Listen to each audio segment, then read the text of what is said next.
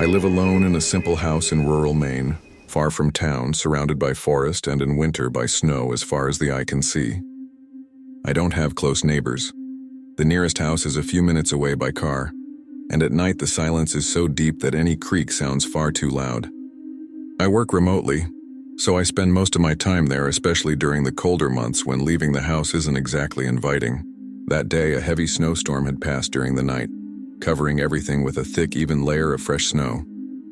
When I woke up, the world outside looked frozen, muffled, as if someone had placed a thick cloth over all sound. I went to the living room window with coffee still in hand and started looking out at the yard, more out of habit than curiosity. That was when I noticed something that didn't fit that clean landscape. Footprints. Well-defined human tracks came out from the edge of the forest and moved in a straight line across the snow-covered ground.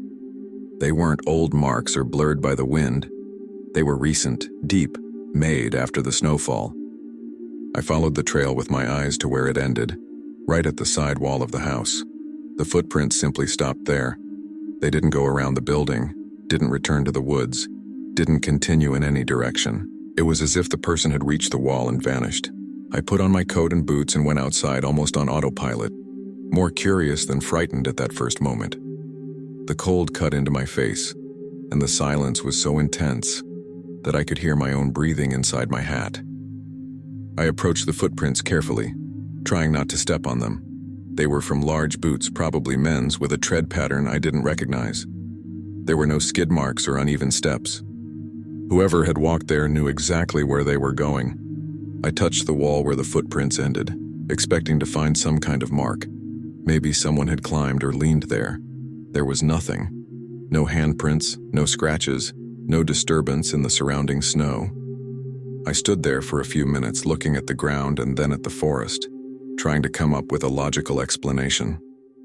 I thought of someone who might have come to check the house by mistake, maybe a lost hunter, someone curious.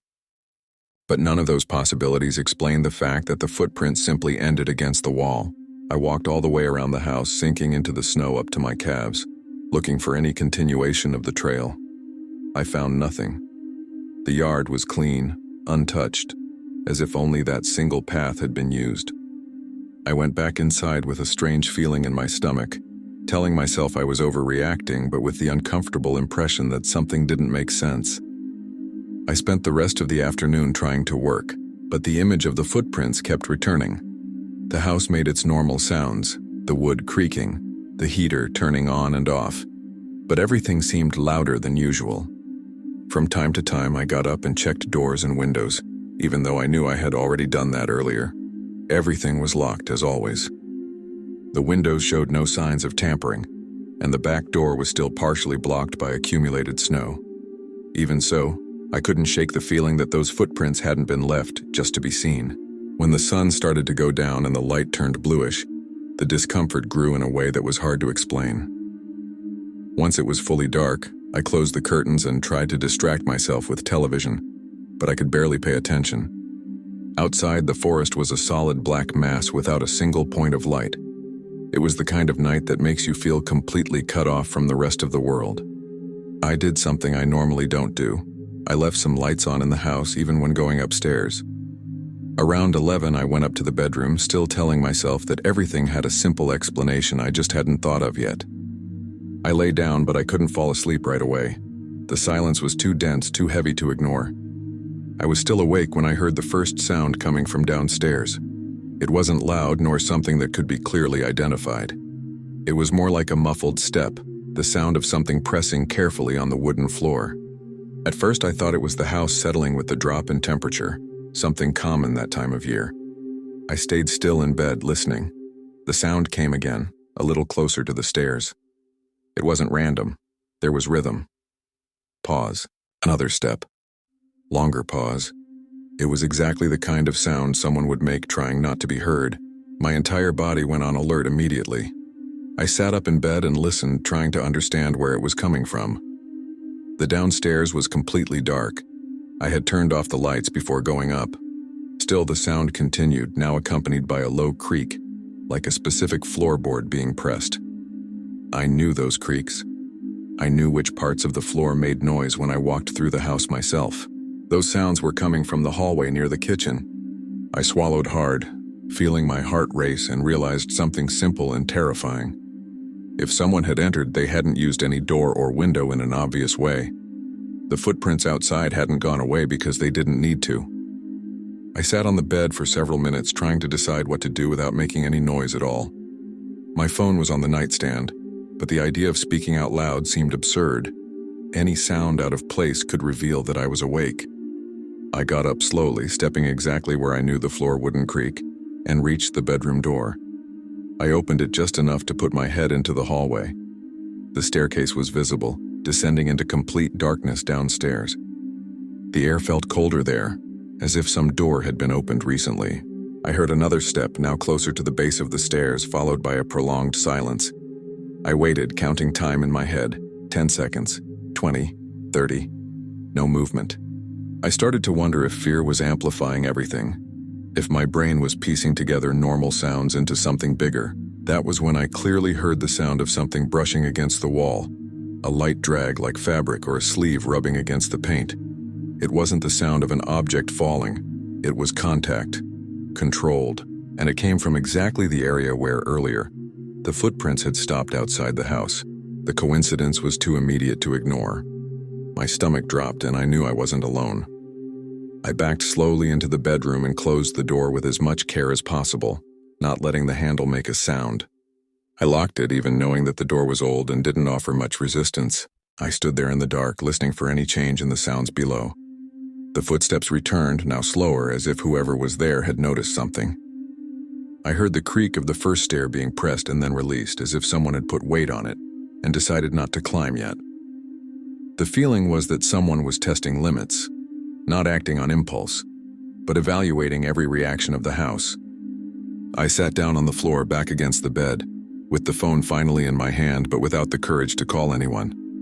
Cell service there has always been unstable, and the idea of a call dropping made me even more tense. The sounds continued for several minutes that felt far too long. A step, a pause, a light drag, silence. There was no rush, no mess. Whoever was there moved like someone who knew the space, or at least was learning it quickly. At some point, I heard a low click coming from downstairs, like an interior door being carefully opened. That was when I realized the night was far from over. The sound of that interior door opening finally broke any attempt to rationalize the situation.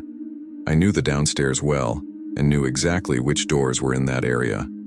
There was no reason for any of them to open on their own at that hour. I stayed seated on the floor, my cold back against the bed, listening intently. Shortly after the click, there was a soft noise, like someone running a hand along a surface, maybe a wall or a piece of furniture, testing the space in the dark. The kind of sound that doesn't happen by accident. The person wasn't blindly searching for something specific. They were orienting themselves. A few minutes later, the footsteps began to move away from the stairs and head in the opposite direction, deeper into the house. That made me even more uncomfortable, because it meant the person wasn't focused solely on leaving quickly. They were moving around, exploring. I thought about using that moment to escape through the bedroom window. But when I looked outside, I saw only deep snow and the dark line of the forest. Running in those conditions, without a car running and without knowing if someone was watching outside, seemed just as dangerous as staying. So I did the only thing I could. I remained in absolute silence, waiting for whoever was there to decide to leave.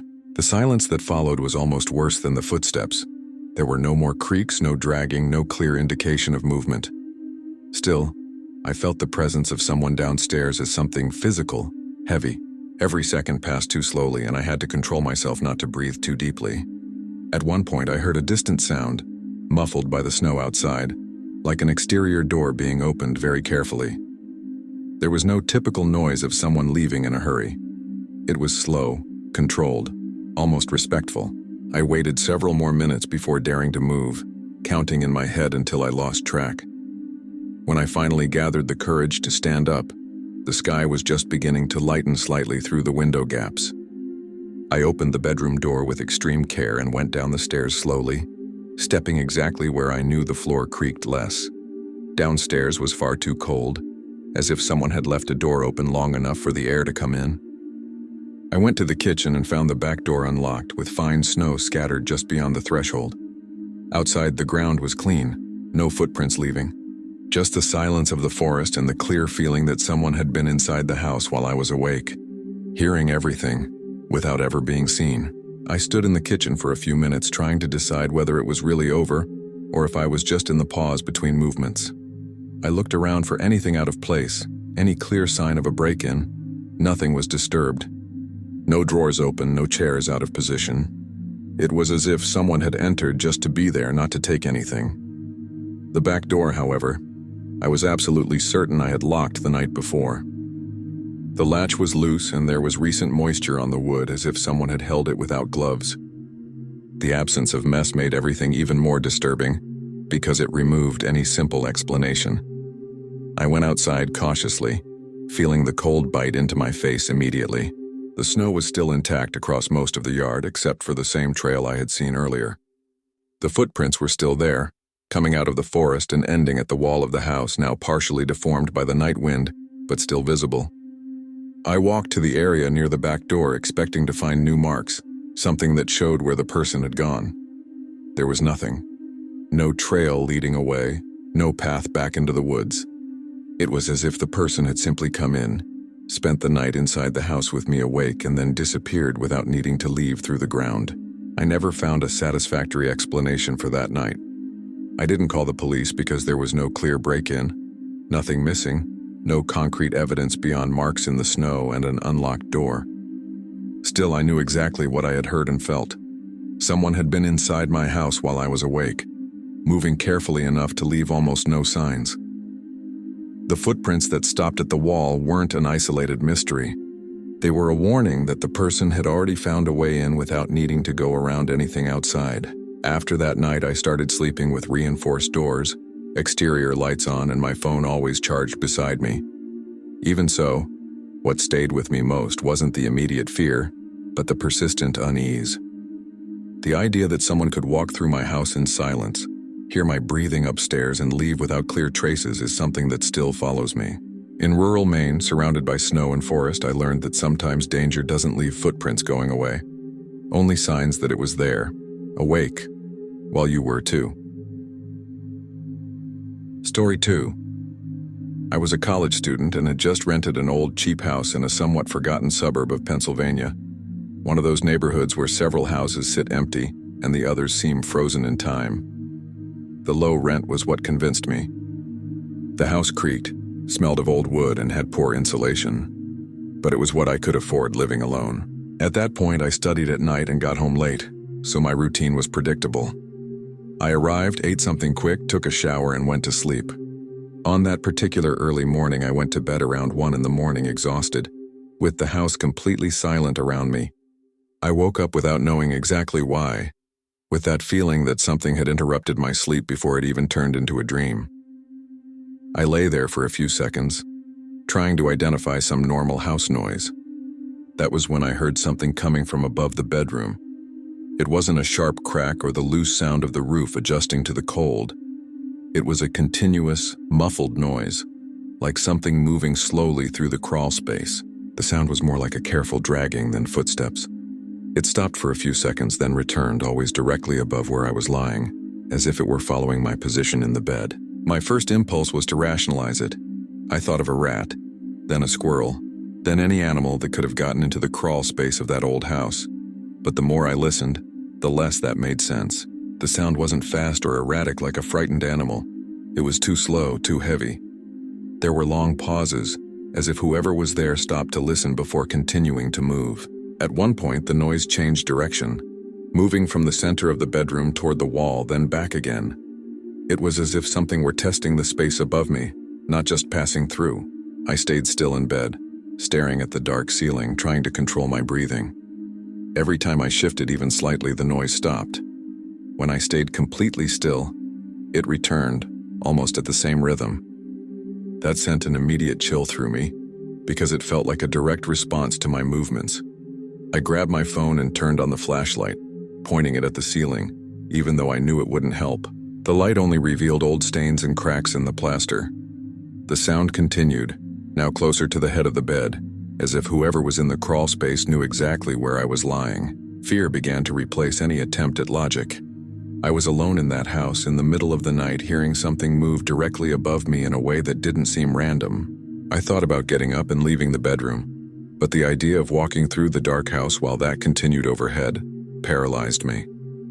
Instead, I stayed lying there, phone in hand, trying to decide whether to call someone or not. Each new noise felt closer, more defined. At one point, I heard something that sounded like the weight of a body shifting, followed by a light creak in the ceiling structure, as if someone had stopped there to remain still. After a few minutes like that, the noise stopped completely. There was no sound of it moving away, no scurrying, no falling, just silence. That silence was almost worse than the noise because it didn't indicate that it had left. It indicated that whoever was there had stopped. I stayed awake for over an hour, not moving, waiting for any new sound. Nothing happened. Gradually, exhaustion won out, and I eventually fell asleep with the phone light still on beside me, still carrying that strange feeling of being watched from a place I couldn't see. I woke up in the morning with weak sunlight coming through the window, and for a few seconds I thought it had all been just a badly stitched together dream. But as soon as I shifted in bed, I heard a crack from the ceiling, in exactly the same spot as the night before. It wasn't a long movement, just a dry sound, like something adjusting its position. That was enough to bring the weight back to my stomach immediately. I got up slowly, trying not to make any noise, and stood in the middle of the bedroom, looking up, waiting to hear something else. I didn't. The silence felt intentional, not natural. I spent the entire morning uneasy, walking around the house and paying attention to details I had never noticed before. Small creaks in the ceiling, old marks near the stairs that led to the attic, a strange draft in the hallway when all the windows were closed. The more I observed, the more the idea that it had just been an animal began to lose ground. There was a regularity to the sounds, a care that didn't fit something trapped or frightened. Even so, it took time before I worked up the courage to go up to the attic. I kept putting it off, telling myself I was overreacting, but knowing I wouldn't be able to move on without looking. I climbed the attic ladder around noon, heart racing and with the constant feeling that I was doing something I would rather not do. The ladder creaked far too loudly with each step, the sound echoing through the empty house. I carefully pushed the hatch open and put my head inside first. The attic was low and cramped, with old insulation spread across the floor and a strong smell of dust mixed with something more recent, almost like food kept out of the refrigerator. The weak light coming in through the opening barely illuminated the space, but it was enough for me to realize something was wrong. In the far corner, I saw open food packaging that I recognized immediately. It was mine, a package of cookies, leftover bread inside a plastic bag, a half-empty bottle of water. Everything looked far too recent to have been left there by accident. What chilled me the most was noticing that the insulation was pressed into an irregular shape, as if someone had spent hours lying there, molding the space with their body. When I lifted some of the material, I saw an opening in the roof, small but large enough for a person to pass through. At that moment, it was clear that the noise during the night hadn't been an animal. Someone had been up there, moving slowly, directly above the bedroom where I slept. I stood there for a few seconds, trying to process what I was seeing without panicking. The idea that someone had access to the roof and the attic and had used that space as a temporary shelter made me feel sick. The worst part wasn't just the presence, but the logic behind it. That person knew exactly where to stay to avoid being seen, knew which bedroom I used, and knew where on the ceiling to position themselves to hear my movements. The smell in the air confirmed that this hadn't been something quick or occasional. Someone had spent enough time there to eat, drink water, and move carefully during the night. I climbed down from the attic with weak legs and closed the hatch harder than I meant to. I walked through the entire house trying to decide what to do next. There were no signs of forced entry on the doors or windows, nothing that explained an obvious way in. That opening in the roof was the only plausible answer. The conclusion settled heavily. Whoever had been there hadn't come by accident and wasn't lost. They were watching my routine, waiting for the time when I slept deeply to move. The memory of the sound stopping when I moved in bed took on a completely different meaning in that moment. I didn't stay in that house after that. I grabbed a few essential things, locked the door, and went straight to a friend's place without even going to work that day. I informed the landlord later, but his reaction was vague, as if it were just another structural problem of the old house. I never slept there another night. What disturbed me most wasn't imagining someone trying to hurt me, but the idea of having been watched for days or weeks without realizing it. Someone knew exactly what time I got home, when I turned off the lights and when the silence meant I had truly fallen asleep. To this day, when I hear any noise coming from above at night, my body reacts before my mind does. The slow, careful sound that stopped when I moved never left my memory. In that forgotten suburb of Pennsylvania, I learned that not every intruder enters through a door or window. Sometimes they choose to stay above you, in silence, waiting for the right moment. Not to act quickly, but to go unnoticed. And knowing that was enough to make it so I could never sleep peacefully alone in an old house again. Story 3. I live alone in a single-story house in rural Texas, set back from the main road in an area where the houses are far apart, and at night it feels like the whole world disappears. I moved there after ending a relationship and wanting a cheaper, quieter place close to my job. The house is simple, with old windows and a yard that opens directly onto a stretch of low brush and packed dirt. It's not isolated in the sense of being in the middle of nowhere, but it's the kind of place where you don't see any street activity after 8 at night. That night I came home tired, made a quick dinner, took a shower, and sat on the couch with the TV on low just to have some sound. Outside, the wind was light, and every now and then you could hear a dog barking far away, like always. I got up to get some water in the kitchen when I noticed something that made me uncomfortable before I even understood why. The living room seemed too dark compared to outside. I had left the porch light off, so the only lighting came from inside, which turned the windows into mirrors. I stopped for a second near the living room window and tried to look past my own reflection. That's when I saw movement. Very quick, like a shadow passing close to the wall outside, just beyond the reach of the light leaking through the curtain. It wasn't a mystical shape or anything like that. It was the clear silhouette of a person moving carefully, lowering their body, trying not to be seen. My stomach tightened immediately and I felt heat rise in my chest, that alert that comes before fear turns into panic. I stood still for a few seconds, trying to convince my body not to overreact. The first thing I thought was that it could be someone cutting through the wrong yard, maybe a neighbor taking a shortcut. But the house wasn't on a footpath, and that movement had been too close to the wall. I walked slowly to the other living room window and pulled the curtain just enough to peek. I didn't see anyone there, but almost at the same time I noticed a shadow shifting toward the next window, the kitchen one. It was a pattern.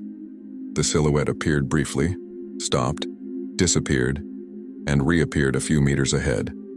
Always close to the wall, always just outside the direct reach of the interior light. That was when I heard a very soft sound, almost imperceptible, like the light touch of fingers on glass. It wasn't a knock. It was a test, a quick contact, followed by a silence too short to be normal. The shadow stayed there for a few seconds and then moved on to the next window. I no longer had any doubt that someone was circling the house window by window, carefully testing the locks. The way they avoided the light made their intention clear, not to be seen. My heart started beating faster, and my hands felt cold. I took 2 steps back and turned off the TV, leaving the house even quieter. The house became too quiet after I turned off the TV. Without background noise, every small sound felt amplified. I stood in the middle of the living room, listening intently, trying to track where that person was now. Based on the window layout, I knew the next one would be the bedroom. That thought made my stomach clench hard. I walked slowly down the hallway, turning off the interior lights one by one, not as a planned strategy but by instinct, as if darkness could hide me better. When I got near the bedroom, I heard that light touch on the glass again, followed by an almost metallic sound, like someone testing the latch with a fingernail or a thin object. I pressed my forehead against the cold wall and took a deep breath, trying not to panic. Through a gap in the bedroom curtain, I saw the silhouette more clearly for the first time. It was a man, average height, wearing something that looked like a cap or a hood. He stayed slightly crouched, always just outside the reach of the light spilling from the bedroom, like someone used to doing this. I saw his hand rise to the window, touch the glass, slide to the side, and then pull back. There was no rush, no nervousness. It felt like a process, not a desperate attempt. That was the moment I grabbed my phone and called the police, my hand shaking so much I almost dropped it. I spoke softly to the dispatcher, almost whispering, explaining that someone was walking around my house and testing the windows.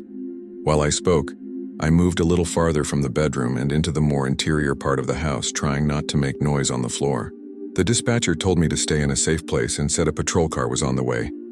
Meanwhile, I kept hearing small sounds from outside. The silhouette passed by the bedroom window once more, and then moved to the side window near the bathroom. The pattern stayed the same. Stop, touch, test, move on. At no point did he try to force anything. That terrified me more than if he had tried to break in. A few minutes later, I heard the distant sound of a siren approaching. It was subtle at first, almost confused with the wind, but it became clearer with each passing second. As soon as the sound appeared, everything outside stopped. No footsteps, no shadow, no touch on the glass. It was as if the person had simply dissolved into the darkness around the house. When the patrol car finally arrived and the officers got out, I stepped outside carefully, still shaking. They walked all the way around the house with flashlights, checking the yard, the brush around it, and the nearby dirt road. They didn't find anyone. No clear footprints, no recent signs beyond slightly disturbed ground near the windows. The officers asked me a few basic questions, wrote down my statement, and said they would patrol the area that night. One of them commented that the area had few cameras and a lot of vegetation, which made it easy for someone to approach houses without being seen. That didn't comfort me at all. After they left, I was alone again in that house that felt far too quiet. I couldn't sleep. I spent the rest of the night sitting on the couch with all the lights on, phone in hand, every tiny noise making me hold my breath. Even without seeing anything else, I was sure someone had been there with clear intent.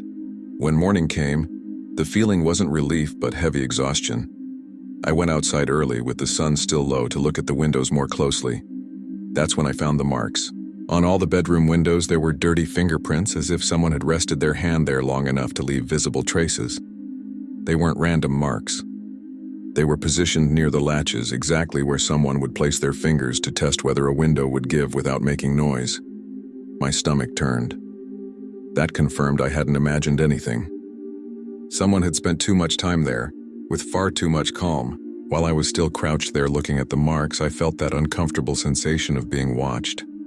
I stood up slowly and looked around the yard, hoping not to see anyone. That's when I noticed movement at the house next door. The curtain on the front window was slightly pulled aside, just enough for someone to look out without being fully seen. Behind the fabric, I could see the silhouette of a person standing still. It wasn't someone passing through the room or doing chores. It was someone standing there watching directly toward my house. I stood there for a few seconds trying to process that, until the curtain moved a bit more, revealing part of my neighbor's face. He pulled back too quickly when he realized I had noticed.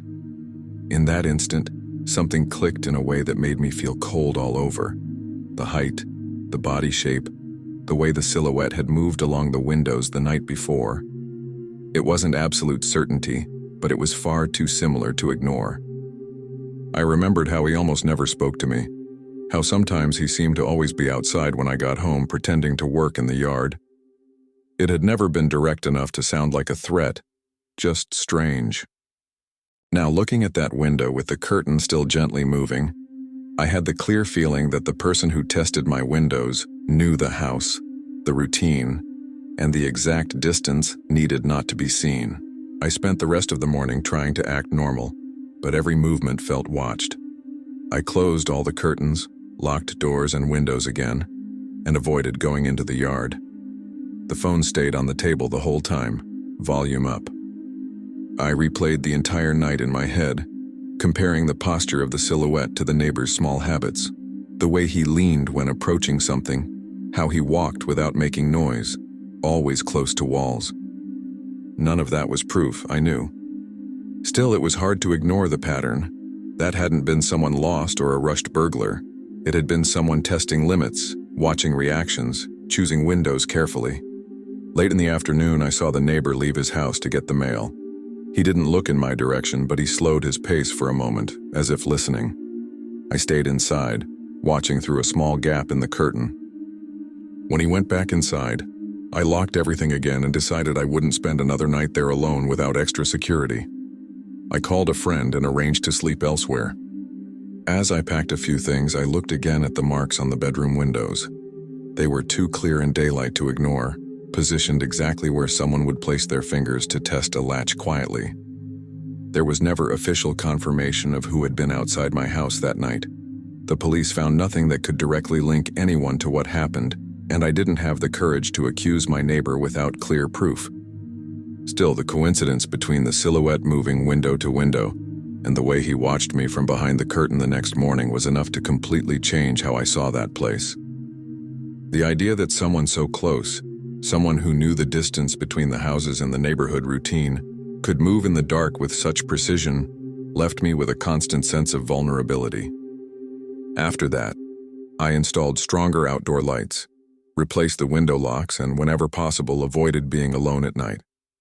Even so, what stayed with me wasn't the immediate fear, but the unsettling awareness that someone had spent time observing my house without hurry, testing each window like they were evaluating options. That night in rural Texas, I learned that not every danger announces itself with noise or force. Sometimes it just walks slowly around your house, outside the light, waiting for you to believe you're safe. Story 4. I moved into the old house alone after a distant relative passed away and left the property to me. It's in a rural area of Kentucky, set back from the main road, surrounded by trees and fields that become completely dark at night. The house is old but structurally sound, with antique furniture that was already there when I arrived. I agreed to live there because I needed a cheap place and because, at first, the silence felt like something positive. At that stage, I was reorganizing my life, working from home, and trying to adapt to the isolation. The first nights were calm, with nothing out of the ordinary beyond the typical sounds of an old house settling in the cold. That particular night, I went to bed earlier than usual. I was tired. I had spent the entire day cleaning some rooms and organizing boxes. I remember clearly how I left the bedroom before lying down. The chair pushed up to the desk, the blanket simply spread over the bed, and the bedside lamp on, because I usually turn it off after lying down. I fell asleep quickly, deeply, the kind of sleep that only happens when the body is truly exhausted. I didn't wake up during the night, didn't have strange dreams, nothing that indicated an interruption. Still, when I woke up in the morning, I immediately knew something was wrong. The first thing I noticed was the light. The bedside lamp was off. That alone wouldn't mean much, but I have a fixed habit of turning the light off only after I settle into bed, and I clearly remembered falling asleep with it on. I sat up slowly and realized the blanket was neatly folded and placed over my legs, not tossed aside or bunched up the way it usually ends up when I move in my sleep. I looked around the room, still groggy, and saw the chair out of place, slightly turned toward the bed as if someone had sat there earlier. My stomach tightened instantly. That wasn't sleep-related mess. It was too organized to have happened by accident. I sat on the bed for a few minutes trying to reconstruct the previous night in my head. I wondered if I could have woken up, done all that, and not remembered, but the idea didn't make sense. I don't get up while sleeping. I've never had a history of sleepwalking. Besides, there was a strange feeling in the room, hard to explain. The air felt colder than the rest of the house, and there was that heavy silence as if something had happened there and the environment hadn't returned to normal yet. I got up and walked around the room slowly, examining every detail, trying to find a simple explanation that didn't involve another person. I spent the rest of the morning trying to act like it didn't matter, but the discomfort wouldn't leave me. I worked a bit, made coffee, walked around the house, always with the sense that the bedroom was no longer a neutral space. Several times I caught myself looking at the bedroom door, as if expecting to find something different every time I entered. Early in the afternoon, I went back in and found the chair slightly out of place again. Not as much as in the morning, but enough for me to notice. There was no reason for it to have moved. I hadn't been in the bedroom since early that day. That's when I stopped trying to minimize the situation. I decided that night I would leave everything exactly the same before going to sleep, and pay close attention to what I found when I woke up. I deliberately arranged the room, pushed the chair back under the desk, spread the blanket without folding it, and left the bedside lamp on, exactly like the previous night. I locked the bedroom door from the inside, something I didn't usually do, more for my own peace of mind than because I believed it would help. I lay down with my phone on the nightstand, my body tired but my mind restless. Even so, I fell asleep quickly again, as if someone had simply switched off my thoughts. I woke up in the middle of the night with that heavy sensation of deep sleep, like I had been pulled back from somewhere very far away. It took me a few seconds to understand where I was. The room was dark, far too quiet. The first thing I did was reach for the lamp, but it was already off. I sat up slowly and felt the blanket folded again, exactly like the previous morning, placed over me with too much care. My heart started beating faster. Even before looking around, I already knew what I would find. The chair was no longer under the desk. It had been pulled close to the bed, positioned facing me. I stayed completely still, trying to hear any sound in the house. There were no footsteps, no creaks, no doors opening or closing. Just the distant sound of wind hitting the trees outside. The bedroom door was still locked from the inside. That was the detail that shook me the most. There was no way someone could have left after doing that without unlocking it. I got up slowly, my legs weak, and checked the lock. It was intact. The room looked exactly as before, except for the unmistakable fact that someone had been there with me while I slept, with enough time to move furniture and cover me carefully. I spent the rest of the night sitting on the bed with my back against the headboard, staring at the chair. I didn't have the courage to push it back into place. Any attempt to normalize what had happened felt wrong. The sensation was that the room no longer belonged to me in that moment, as if I were just someone occupying a space another person had already decided to use. At no point did I hear anyone moving through the house, going downstairs, or opening doors. The silence wasn't comforting. It was active, as if it were being maintained on purpose. Every time I blinked, the image of someone sitting there quietly, waiting for me to wake up, came to mind. When the sky began to lighten, I felt a weak, almost embarrassed relief, as if daylight were just a cosmetic detail. I got up carefully, unlocked the bedroom door, and walked through the entire house. Nothing was out of place. No exterior doors unlocked, no open windows, no sign of forced entry. The old house was exactly as it always had been, with its inherited furniture and long hallways. That only made it worse. There were no signs of escape or entry. It was as if whoever had been there didn't need to worry about that. I went back to the bedroom and sat on the bed again, staring at the empty space beside it, trying to decide what to do next. That morning, I decided to install a camera, not out of immediate paranoia, but because I needed something concrete to confirm that I wasn't losing my grip on reality. I had a simple indoor monitoring camera stored away from an old apartment. I installed it in the corner of the bedroom, positioned discreetly but with a clear view of the bed and the chair. I made a point of not changing anything else. I left the chair exactly where it was, the blanket the same way, and the lamp on. I locked the door again and lay down with a strange sense of exposure, as if the very act of recording might provoke some reaction. I slept heavily again, more heavily than I cared to admit. I didn't wake to noises, didn't feel a presence, didn't have that classic sensation of being watched. The night passed as a blank in my memory. When I woke up, the scene was identical to before. Light off, blanket folded over me, chair pulled even closer to the bed. My body reacted with an immediate chill in my stomach, but this time I didn't try to understand. I got up and went straight to the camera, my hand shaking as I removed the memory card. On some level, I already knew this was no longer about suspicion. It was about confirmation. I sat on the edge of the bed with my laptop on my knees and inserted the card without thinking twice. The file was there, time-stamped perfectly in the middle of the night. I pressed play with my heart racing, almost hoping the footage would be corrupted or empty. The first minutes showed only me lying there, breathing deeply, completely still. The room looked normal, silent, exactly as I remembered. At a certain point, the image changed almost imperceptibly. The bedroom doorknob began to turn slowly, millimeter by millimeter. Even though I was certain the door had been locked from the inside, the door opened just enough for someone to pass through. A man entered the room without making any noise at all. He didn't rush, didn't look around nervously. He closed the door with extreme care and stood still for a few seconds, simply watching me sleep. Then he pulled the chair over and sat beside the bed, so close that his shadow was clearly projected onto the sheet. He stayed there for several minutes, motionless, hands resting on his knees, staring at my face as if waiting for some reaction. At no point did he try to touch me. At no point did he seem hurried. It was as if that room was no longer mine, and perhaps never had been. What disturbed me most while watching the recording wasn't the presence itself, but how natural his movements were. At one moment he leaned forward slightly, as if about to say something, but he didn't speak.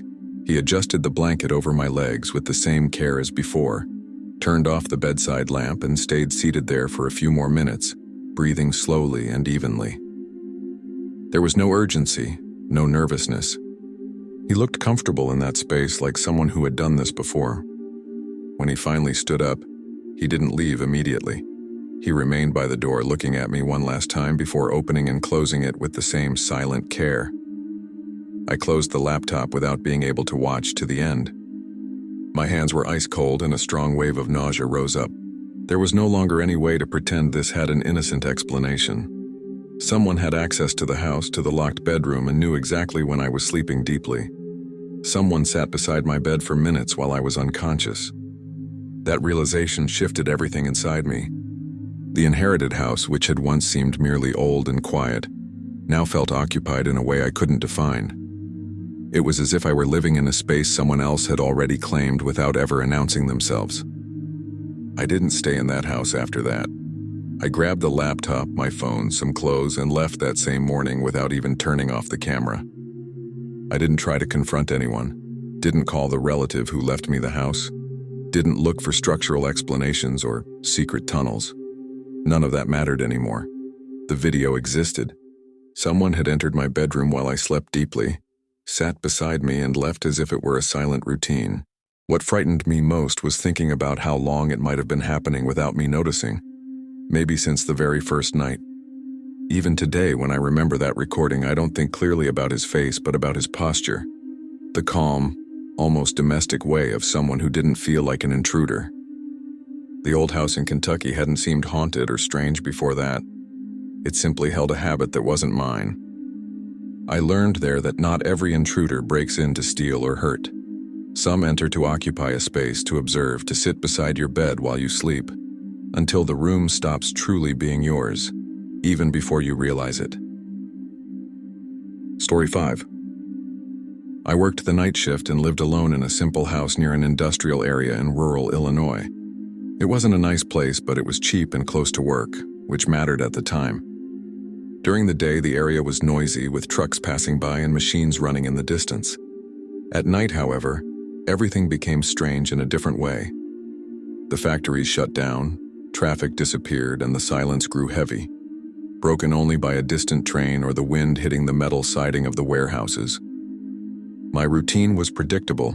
I got home around 6 in the morning, ate something quick, and went straight to sleep. It was after a few weeks living there that I started noticing something odd. Every time I woke up, the back door was unlocked. At first, I thought it was my own distraction. Maybe I was getting home too tired and forgetting to turn the key. But I started paying attention. I began locking the door carefully, testing the handle before going to the bedroom. Even so, the next day it would be open again, with no sign of forced entry. Nothing out of place, nothing missing. Just the door, always the back door, as if someone had used that specific exit during the night. That started to bother me more than I wanted to admit. It wasn't immediate fear. It was the feeling of something not being closed, literally. I tested the lock every morning, trying to understand if there was some defect, but it worked perfectly during the day. At night, before sleeping, I almost created a ritual. I locked the door, pulled the handle, checked the kitchen window latch, and only then went to the bedroom. Still, when I woke up hours later, the back door was unlocked again. It was always the same. No chain out of place, no noise I remembered hearing, no footprints outside. Just the lock turned the wrong way. I spent a few days trying to ignore it, telling myself I was overreacting because of the night shift fatigue. Working nights messes with your head, I knew that. Even so, I started sleeping poorly. I woke up several times listening to the house in silence, trying to identify any different sound. The house made its normal noises: wood creaking, the refrigerator kicking on, wind slipping through some gap. Nothing that indicated human movement. That was precisely the problem. If someone was coming in, they were doing it without leaving any audible sign. That bothered me more than noise would have. One of those mornings, I decided to check the backyard more carefully. It was a small space enclosed by an old wooden fence, with packed dirt ground and some old tire marks near the wall. I didn't find anything recent. No clear footprints, no objects out of place. What caught my attention was that the area near the door looked more worn than the rest, as if someone passed through there frequently, but not enough to leave obvious tracks. That reinforced the feeling that this wasn't a rushed break-in. It felt routine, repeated, almost careful. That night, I came home determined to be more alert than ever. I locked the back door calmly, heard the click of the lock and pulled the handle hard to be sure. I left the bedroom slightly lit and lay down earlier than usual, not because I was sleepy, but because I wanted to be lying down and alert. I listened to the house for a long time, trying not to fall asleep. Even so, exhaustion won. The last thought I remember before drifting off was that if something happened again, I might wake up in the middle of it. I don't know exactly how long I slept before waking up, but it was different from the other times. I didn't wake up confused or startled. I woke up alert, as if some detail had pulled me out of sleep. I stayed lying still, listening. The house was silent, but there was something wrong with the silence. It was as if a sound had just stopped. Seconds later, I heard a very faint noise coming from the kitchen, almost imperceptible, like the muffled creak of a door being opened slowly. I held my breath immediately. It wasn't the normal metallic sound of the back door opening quickly. It was the kind of noise someone makes when trying not to wake anyone. I remained motionless, eyes open in the dark, feeling my heart pound too hard. The sound returned, now clearer. Light footsteps on the kitchen floor heading toward the back door. They weren't hurried steps. There was a pause between them, as if the person were listening too.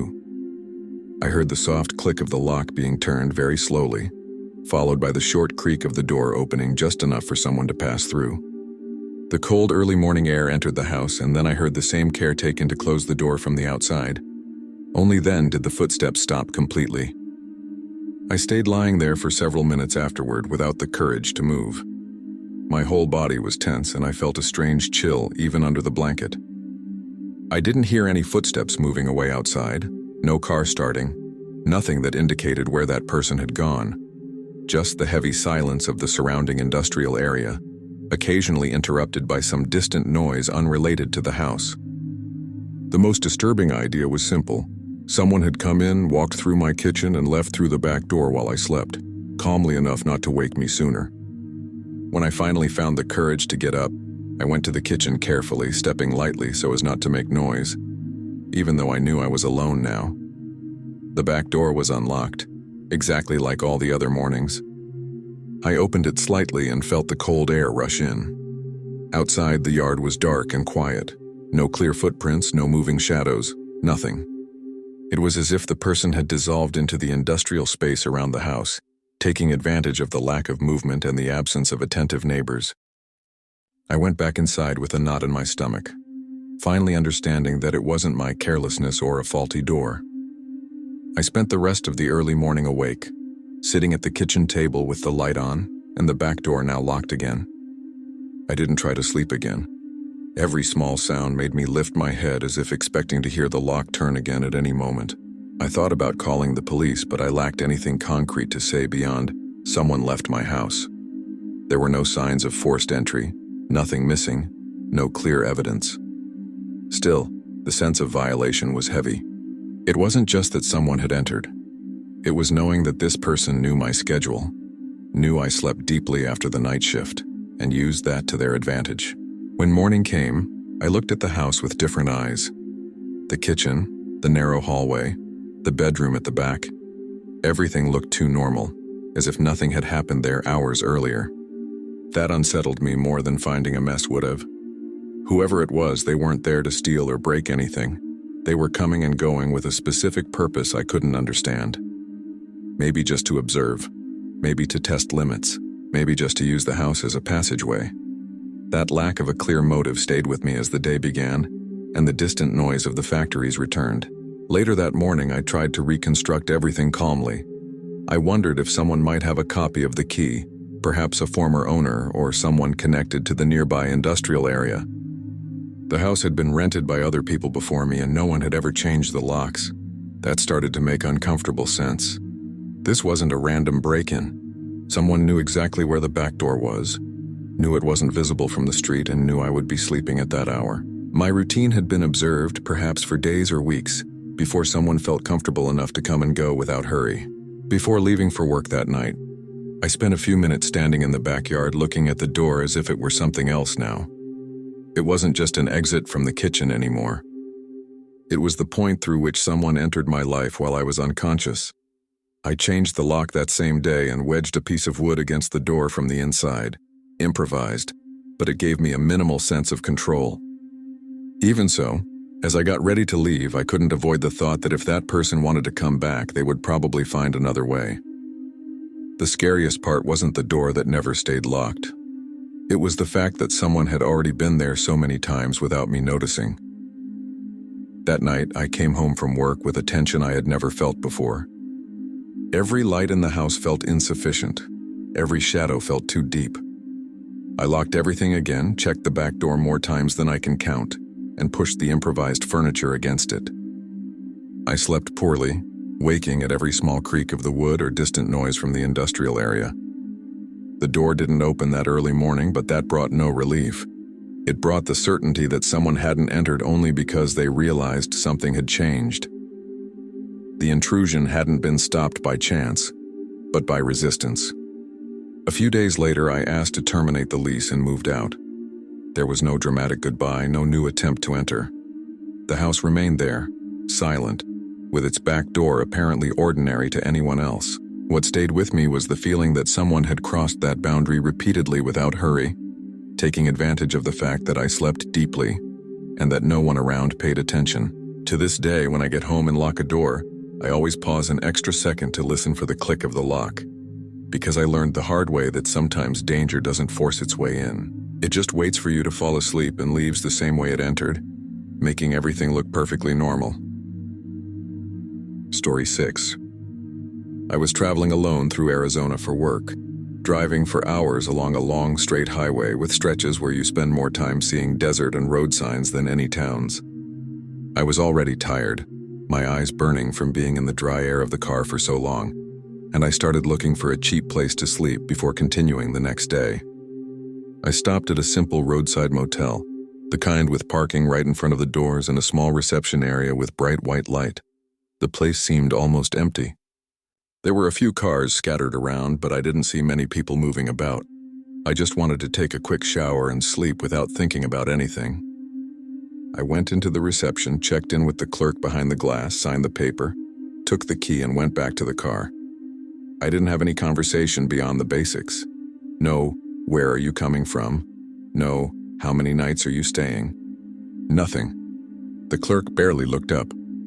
The room was on the ground floor near the end of the exterior corridor, where the lighting was already weaker and the smell of hot asphalt still hung in the air, even at night. I opened the door, turned on the light, dropped my backpack on the chair, and did what I always do. Checked the window, the latch, and the door lock. It was automatic. That kind of motel always makes me a bit more alert, even when it seems quiet. After the shower, the room became quiet in a strange way. The air conditioner made a constant noise, but other than that, I could barely hear anything except an occasional truck passing on the highway in the distance. I lay down on the bed still wearing a t-shirt and spent a few minutes staring at the ceiling, waiting for my body to slow down. The exhaustion was heavy, the kind that shuts the mind off quickly. Before falling asleep, I looked at my phone one more time and left it charging on the nightstand. I didn't message anyone telling them where I was. I didn't check in, didn't post anything. I turned off the light and fell asleep without difficulty, without dreams, without that feeling of being overly alert. I don't know how much time passed before I woke up, but it was in the middle of the night. I didn't wake up with a start or because of a loud noise. I woke up because I heard my name. It was low, calm, almost respectful. Someone said my name outside the room in the corridor. They didn't shout or knock on the door. It was as if they were calling someone they knew, expecting a normal response. My body froze instantly. I lay there, eyes open in the dark, trying to understand if I had dreamed it. But the voice came again in the same tone, saying my name clearly enough that there was no doubt. It wasn't someone knocking on the wrong room. It was someone calling me. I stayed still for a few seconds, trying to control my breathing so I wouldn't make noise. My first reaction was to think it might be someone from the reception, maybe a problem with the room or some strange mistake. But that didn't make sense. No one there had any reason to know my name, much less call it like that, so quietly and close to the door. The voice didn't sound rushed or confused. It sounded patient. I heard a light shuffle of feet on the concrete of the corridor, as if the person had shifted their weight from one leg to the other while waiting. There was no knock on the door, just the heavy silence after the call. I gathered the courage to move slowly toward the door, stepping carefully so the floor wouldn't creak. I got close enough to look through the peephole. The corridor was empty. The yellowish light illuminated the ground, the lined-up doors, and the fire extinguisher farther down the wall. There was no one standing there, no nearby shadow, no movement at all.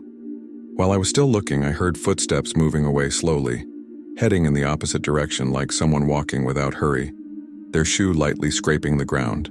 I took another look through the peephole, expecting to see someone enter the field of view, but the corridor remained empty.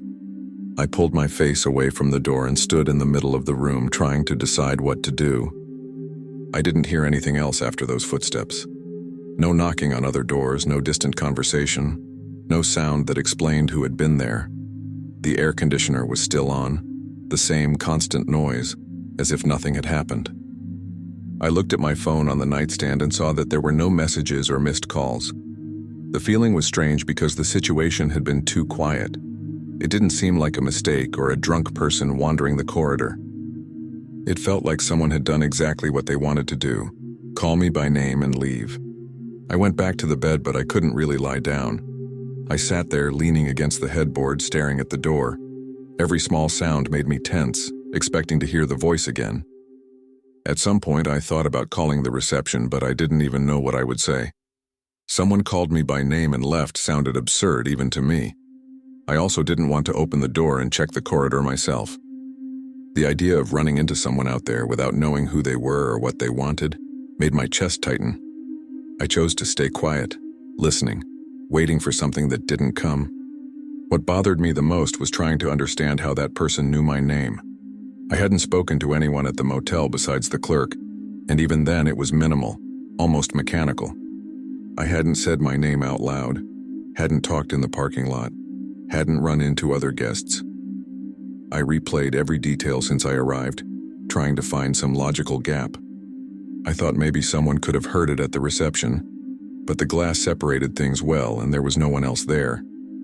The idea that someone had read my name somewhere, maybe on a register or an old key, felt too weak. It didn't sound like curiosity, it sounded like intention. After some time that felt longer than it should have, I heard footsteps in the corridor again, but this time farther away, like someone passing by without stopping. I didn't hear my name called again. Still, my body didn't relax. I remained sitting there staring at the door, with the feeling that the room had gotten smaller. The silence of the nearly empty motel started to feel like a very bad choice for that night. I was alone, tired, and someone had crossed that distance to my door just to say my name and leave. There was no request, no explicit threat, just the clear reminder that someone knew exactly who I was in that space. When the sky began to lighten slightly, I felt a weak relief, more physical than mental. The night had passed without new calls, but the feeling of having been watched didn't disappear with the light.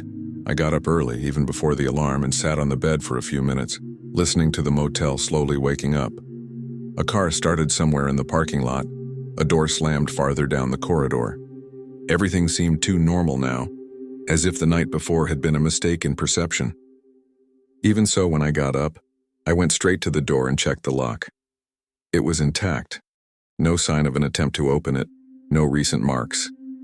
I went to the reception to check out as soon as it opened. The clerk was a different one, an older man with a tired look. I casually asked if anyone had knocked on my door during the night or called any guest by name. He frowned and said no, that the motel had been practically empty that night and no one had complained about anything. I asked if anyone besides me had stayed in the corridor where my room was. He looked at the screen for a few seconds and replied that no, I was the only guest in that section. That made my stomach tighten again. There was officially no one there who could have called me. I went back to the room just to grab my backpack, but the place no longer felt the same. Every ordinary detail, the messy bed, the bathroom mirror, the thick curtain, seemed loaded with a memory that was too recent. Before leaving, I stood there for a few seconds looking at the closed door, trying to imagine someone standing on the other side, exactly where I had heard the voice. The height, the distance from the wall, the low tone. None of it matched someone lost or confused. It was someone who didn't need to raise their voice because they knew I would hear. Someone who knew I was there, alone, sleeping. I got into the car and left without looking back. Only when I was already on the highway with the sun starting to rise and other vehicles appearing, did I feel my body relax a little. Even so, the memory of the voice stayed with me for hours. It wasn't aggressive, it wasn't threatening, it was worse than that, it was too calm. To this day, whenever I stay in a small motel or hotel, I avoid rooms at the end of the corridor. And every time I wake up in the middle of the night, the first thing I do is listen carefully, hoping not to hear my name being spoken on the other side of the door. Story 7. I'm an ordinary guy, in my 30s, recently divorced, living alone in a small apartment in a California suburb. It's not a wealthy or dangerous area, just the kind of place with low buildings, open parking, and neighbors you see once in a while but don't really know. I moved there because I needed to start over quickly, close to work, without spending much. My routine became very predictable after the divorce. Leave early, come back in the late afternoon, eat whatever, watch something, and sleep. I liked that predictability because it helped me not think too much. And for a while, it worked. The notes started appearing under my door a few days before that night, and I tried to treat it as a bad joke or a mistake. The first one was just a short sentence, handwritten. You leave at 7:12. I thought it was strange, but I assumed someone had guessed a random time. Then the next day, another one appeared. You come back at 18:26. And that was exactly right. I remember standing there looking at the paper in the kitchen, feeling a heat rise in my chest, that mix of irritation and discomfort. I didn't tell anyone because it sounded ridiculous to explain. I just started looking through the peephole before opening the door, locking it twice and trying to convince myself I was overreacting. On that specific night, I got home more tired than usual. It had been a long day at work, and all I wanted was to take a shower and go to bed early. When I parked the car, I noticed the corridor was empty, quiet as always. I went up the stairs, unlocked the door, and before I even stepped inside, I saw another note on the floor, placed exactly against the doormat. I picked it up while still outside, with that strange feeling of not wanting to bring it in. The paper was folded in half, and inside it said, "You usually turn off the light at 23:41. I stood there for a few seconds trying to remember if that had really been the time the night before. It had been. I remembered because I had checked my phone before sleeping. I went in, locked the door, and dropped the note on the kitchen table. The apartment looked too normal to match what was happening. I did everything automatically, dropped my backpack, turned on the TV without paying attention to what was on, went to take a shower. Even with the sound of the water, I had a constant feeling of being behind, like someone was counting my movements in real time. When I came out of the bathroom, I looked at the door again, expecting to find another piece of paper there, but there was nothing. That didn't reassure me. On the contrary. The idea that the next note might not be left before I arrived gave me a knot in my stomach. I ate something without appetite and walked around the apartment, checking the windows, the balcony door, the front lock. Everything was locked. There were no signs of forced entry, nothing out of place. Still, that feeling of being watched wouldn't go away. I sat on the couch and stared at the door for too long, trying to imagine someone on the other side, standing silently, waiting for the right moment. I checked the time on my phone several times without really noticing. When it got close to 11:30, I turned off the living room lights and went to the bedroom more out of habit than actual sleepiness. I lay down with my phone in my hand, the screen lighting up the ceiling, scrolling through things without paying attention. I don't remember exactly when I fell asleep. I just remember waking up with that strange sensation of being pulled out of a very deep sleep. The room was dark and silent. I checked my phone, 3:18 a.m. I hadn't heard any noise, but my body was on full alert, as if something had happened seconds earlier. I lay there without moving, listening. Nothing. No footsteps in the corridor, no sound from the neighboring apartment. Still, I was sure I hadn't woken up for no reason. That feeling wasn't new. It was the same one I used to have when I woke up from bad dreams during the divorce. Except this time, I didn't remember dreaming at all. I got out of bed slowly and went to the bedroom door, trying not to make noise on the floor. The apartment was exactly as I had left it. The streetlight filtered faintly through the living room window, casting familiar shadows on the furniture. I walked to the front door and carefully checked the lock. It was locked.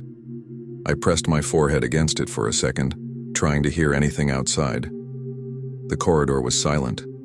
There were no voices, no footsteps, no elevator moving. Even so, I felt a sharp chill, like someone had just left there seconds before I arrived. That's when I looked at the floor.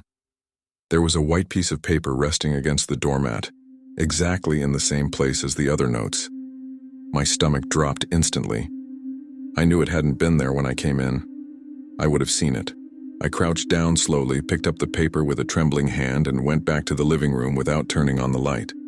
I sat on the couch and opened the note carefully, as if the paper itself could make noise. The sentence was short, written in the same firm handwriting as the others. "You sleep too deeply." I stared at those words for a few seconds, feeling the real weight of what they meant. That sentence changed everything. Until then, I was still trying to convince myself that someone was watching from a distance, maybe from the parking lot, maybe from the corridor at specific times. But "you sleep too deeply" only made sense if the person knew exactly how I slept. If they knew I didn't wake easily, if they had been close enough to confirm that. I sat on the couch for a length of time I can't measure, holding the note, trying to control my breathing. My mind started replaying the previous nights, searching for any sign that someone could have entered the apartment without me noticing. Nothing came to mind, and that was the most frightening part. I looked again at the front door, at the intact lock, at the chain I always left secured. There were no marks, no scratches, nothing indicating an attempt to open it. I walked around the apartment again, checking the windows, the balcony, the bathroom, even the closet. Everything closed. Everything apparently normal. Still, I was sure that someone had been there that night or on some recent night close enough to know how I slept. The idea that this had happened without any sound, without any detail out of place, left me with a sense of vulnerability that's hard to explain. I couldn't sleep after that. I stayed awake the rest of the night, sitting on the couch with the lights off, watching the faint reflection of the corridor through the crack in the door. At times I thought I heard something very distant, like muffled footsteps or the elevator stopping on another floor, but nothing I could be sure of. The worst part was the constant doubt. If someone wanted to come in again, would I notice? Or had they already proven that I wouldn't notice anything? The sentence from the note kept returning to my head like a cold statement, not a direct threat. It was someone informing me of a fact, not warning me about something they were going to do. When the sky began to lighten, I felt more exhaustion than relief. I went to the door and opened it slowly, looking down the empty corridor in both directions. There was no one there, no new note, no sign of recent movement. I went down to the parking lot just to breathe some cold air and see people passing by. Anything that reminded me I wasn't isolated. I went back to the apartment and sat on the living room floor, leaning against the wall, thinking about how easy my routine had been to observe. Fixed schedules, repeated habits, a man living alone trying not to think too much about his own life. That had been enough for someone to decide to pay attention. That same morning, before going to work, I gathered all the notes and put them in a drawer, as if keeping them might give me some control over the situation. I changed the door lock that day, installed an extra deadbolt, and started varying my schedule whenever I could. Even so, the feeling of exposure didn't go away. What had happened no longer depended on doors or keys. Someone had watched my routine long enough to know it better than I wanted to admit. Someone had been close while I slept, and that wasn't something that could be undone with a new lock. A few weeks later, the notes stopped appearing. There was no explanation, no message, no closure, just silence. To this day, when I wake up in the middle of the night without knowing why, I remember that handwritten sentence and the neutral way it was left there, without haste, without emotion. Not as a threat, but as a statement. I learned that living alone is not the same as being invisible, and that sometimes someone knows more about your routine than you imagine, simply because you never thought anyone was paying attention. Thank you very much for your company until the end. Your support is what gives life to this channel. If these stories have caught you, don't forget to leave your like and comment on your opinion. And if you are not yet part of our community, sign up now to receive the next real horror stories.